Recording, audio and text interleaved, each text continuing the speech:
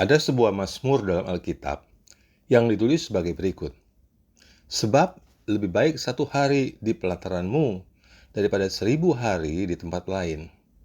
Lebih baik berdiri di ambang pintu rumah Allahku daripada diam di kemah-kemah orang fasik.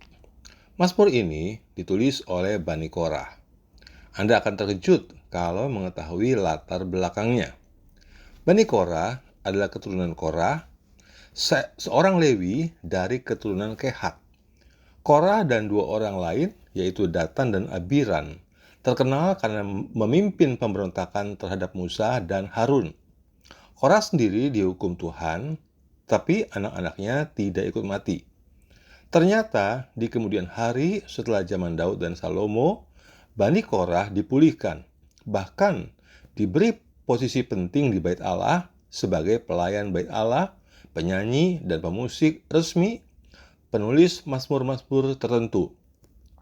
Mereka terkenal sebagai penyanyi berbakat dengan sensitivitas rohani mendalam terhadap hadirat Tuhan. Mazmur yang ditulis oleh Bani Korah sangat indah karena ditulis oleh orang-orang yang benar-benar mengerti nilai hadirat Tuhan lebih daripada status, keberhasilan, ataupun materi. Anda bisa bayangkan kalimatnya. 1 hari di pelataranmu lebih baik daripada 1000 hari di tempat lain. Mazmur ini lahir dari hati para penyembah yang tidak mencari berkat materi, tetapi mencari hadirat Tuhan itu sendiri. Dari satu sisi Anda melihat bagaimana Tuhan itu adalah pribadi yang penuh dengan kasih karunia, dengan memulihkan keturunan seorang pemberontak. Bahkan lebih dari itu, memberi posisi penting di dalam Bait Allah. Beda jauh dengan kekaisaran beberapa negara Asia di zaman dulu yang menghukum para pemberontak berikut seluruh keluarganya serta orang-orang yang tinggal bersama mereka. Itulah Allah anugerah yang kita kenal dalam nama Yesus. Makanya Anda jangan heran kalau mendengar tentang Injil kasih karunia yang terlalu baik untuk dipercaya. Banyak daripada orang Kristen masa kini yang juga merasakan Dia adalah Allah yang baik. Namun saya khawatir dengan fenomena yang sering terjadi.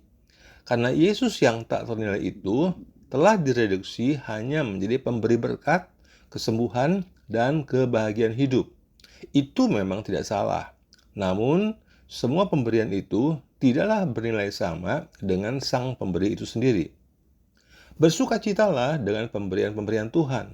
Tetapi, apa dasar sukacita kita? Pemberian itu atau sukacita karena pemberiannya, karena pemberinya? Atas dasar apa kita menyebut Dia baik? Apakah hanya karena kita telah diberkati? Karena gaji naik? Karena order banyak? Tahukah Anda bahwa semua kebaikannya adalah anugerah? Dia bukanlah Allah transaksional.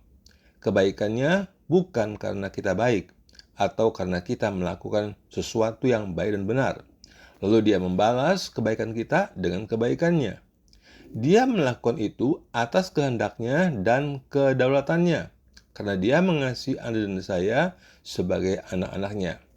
Dia sudah membuktikan kebaikannya ketika Dia bersedia mati untuk kita ketika kita masih berdosa. Hubungan horizontal antar manusia memang selalu bersifat timbal balik. Namun tidak demikian dengan Allah. Anda tidak akan pernah dapat menikmati Yesus selama Anda masih terus menilai kebaikannya berbanding lurus dengan kebaikan Anda. Kenapa? Karena Anda tidak bisa terus-menerus melakukan yang baik. Satu saat, ketika Anda berlaku tidak baik, Anda akan kehilangan perasaan bahwa Dia baik. Bibir Anda mungkin masih mengatakan bahwa Dia baik. Namun di hati Anda, jiwa Anda tidak akan bisa stabil. Akan selalu naik turun mengikuti perasaan Anda. Pikiran Anda akan semakin diperbarui oleh Injil kasih karunia yang selalu Anda terima. Kebaikannya tidak akan dapat pernah dibeli dengan apapun juga. Amin.